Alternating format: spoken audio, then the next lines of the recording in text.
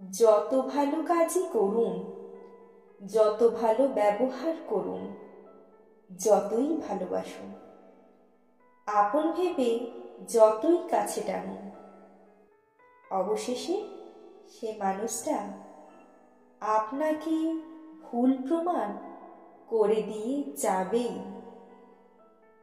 আপনি যে ভুল ছিলেন সেটা আপনাকে মেনে নিতেই হবে।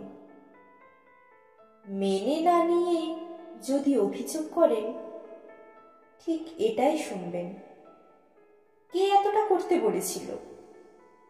আমি তো করতে বলিনি, তুমি তো নিজে থেকেই করেছিলে। তখন কতটা খারাপ লাগবে আপনি ভাবতেও পারবেন না।